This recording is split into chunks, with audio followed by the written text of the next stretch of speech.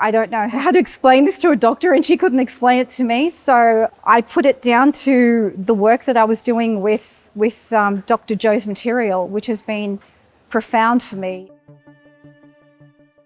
I've been in perimenopause for roughly 11 years, pretty much run the gamut of symptoms, from hot flashes to masses, brain fog that was so prolific that I nearly quit work, pins and needles, arthritic pain that was getting so bad I was teaching myself to work with my non-dominant hand because it hurt to even wash dishes with my right hand. And I actually ended up, after 10 years of this, going on hormone replacement therapy because I tried everything natural and it wasn't working. So I just went down the pharmaceutical route, and I did get relief, particularly from the crippling anxiety attacks that I was getting daily. I first discovered Dr. Joe's work in 2014 with What the Bleep.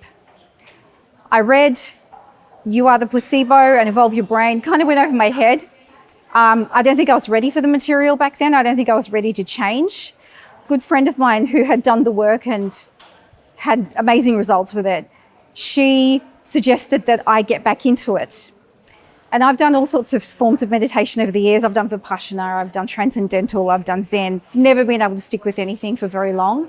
And I found myself relaxing into the meditations and looking forward to them. Yes, my ego did hate them at times, and I did resist. And I fought a raging battle with myself for a good 6 to 8 months before I fully committed. When I went another level above that and I committed yet again, that's when I had the real changes.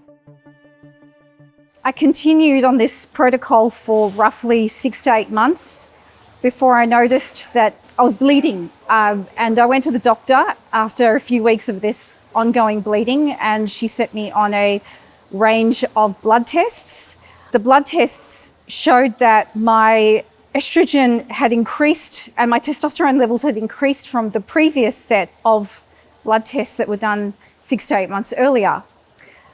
She suggested, before I went to get a series of scans done to see if there was any issue, to cut my dosage back by half, which I did. And the bleeding did decrease, but it didn't go away. So that went on for another couple of weeks. I went back to the doctor, did another series of tests, and she said, I don't know what's happened, but your estrogen levels have increased again, and your ovarian function is completely normal, and you are nowhere near menopause. So in the end, I decided to stop taking the hormone replacement therapy altogether. I was nervous about that, especially with the brain fog and the anxiety attacks, because they were getting in the way of me being able to work and do my job, which is highly technical. And weeks went past and no symptoms returned, and I'm celebrating having normal hormone levels again.